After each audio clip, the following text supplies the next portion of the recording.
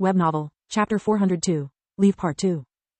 Lith's 7 eyes burned with mana and determination. The punch was unbelievably fast, but telegraphed. He dodged before Treyas's arm even started to move and conjured at the same time an air cushion. The moving fist produced shockwaves in the air which Lith surfed like a wave thanks to the air cushion. The maneuver made him avoid the blow with ease. Treyas reacted by twisting his hips and aiming the next punch where Lith was supposed to land. A sudden jolt of agony made him miss the target by almost 5 meters, 16 feet. A second and a third one forced him to fall on his knees, his stomach twisted in a knot. I cut off all my pain receptors, why'd I still feel it then? Treyas saw the gatekeeper appear in Lith's hands amid blazing emerald flames. He knew no blade could hurt him, but nonetheless he felt fear. I don't know, the Black Star replied, experiencing terror for the second time in its life.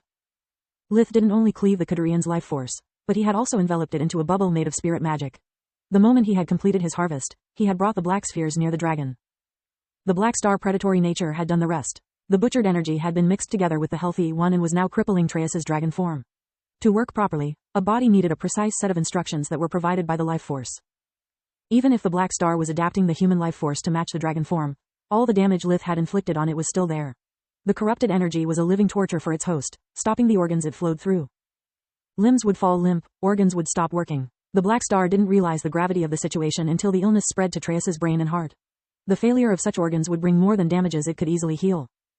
The dragon's eyes rolled over, leaving only the sclera visible. He couldn't breathe or even think. Treyas fell to the ground while Lith darted toward the mighty creature now reduced to a fish in a barrel. The Black Star had no choice but to withdraw its powers. Treyas gasped back to life, feeling weak and sluggish. He saw Lith approaching with his blade ready at hand, brimming with power. He used air and earth fusion to dodge, but without the cursed object's help, he was back at square one. His body never had the time to adapt to the new core nor he wore his uncle's magical protections. Without enough vigor, such a huge body was just a bigger target. Lith's first slash chopped off one of the giant feet, making Treyas fall backward. Lith vertically wall ran on the stump while the opponent's body was still in midair. Treyas had no time to cast a spell, so he tried to claw the enemy away. His hands flew off with a spurt of blood yet not a drop touched Lith who was already above the chest area. Treyas screamed in terror while Lith roared with anger, releasing from his mouth another jet of blue flames that entered the dragon's maw. Treyas's head burst into flames, his eyes popped like balloons. Lith decapitated him anyway, just to be safe. When the Black Star emerged from the dragon's mutilated body, the Forge Mastering Circle was already active. The runes from the Repentance spell flew inside the cursed object. Lith had no more words but the chant until its very end. At the 7th rune, the cursed object rather than a crystal star resembled a bunch of glass shards glued together. Stop, I beg of you, you have seen what I'm capable of. Imagine if I had a suitable host instead of a pampered idiot. You have no reason to kill me. You know how to paralyze me, take your time and think carefully about what you're doing. Treyas's body reverted to his natural appearance, yet the head kept burning until only ashes remained. When the 12th and final rune crashed into the Black Star, its fragments imploded emitting a thud sound. The black clouds inside and outside Khadria disappeared. The tribulation was over. The light phase and the shadow phase were no more, only the real sun shone high above Lith's head. Then, the ruins of Khadria emitted a blinding light that took the form of countless shooting stars of different sizes. Most plunged into Mogar, returning to the planet the energy that had been stolen over the centuries. The rest flew toward the horizon, disappearing with the speed of light. Lith used invigoration to mend his wounds and recover the energies spent during the battle.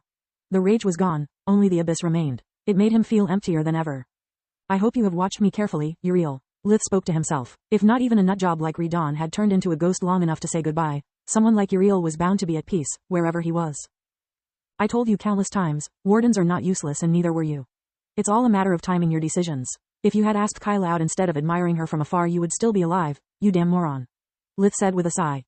What I'm trying to say is, thank you. Today you saved my life.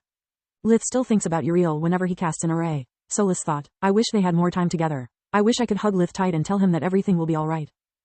Lith walked outside the barrier and after a lot of thinking, he called Lieutenant Camila Yehaval, his handler. He gave her a full and meticulously doctored version of the events in Khadria.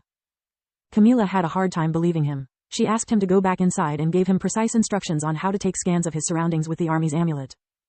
It's amazing. It was the only thing she managed to say once she received all the data. She put him on hold before contacting their superiors. Even the smallest events regarding a lost city had to be reported up to the top of the chain of command, let alone its recovery. It was an unprecedented event. Our commanding officers want to hear it directly from you. You are expected to meet them tomorrow at noon at the headquarters. Aside from that, you are on leave for the next 3 days. A 3 days leave? I was in the field for only 2 days. The news surprised Lith. I know, but orders are orders. Return to Belius as soon as you can and enjoy your vacation. After turning off his military communication amulet, Lith took out his civilian one and called his potential date. Hi, Camila. Hi, Lith. Wasn't expecting to hear from you so soon, she replied with a giggle. Her tone was different from before. She sounded more relaxed.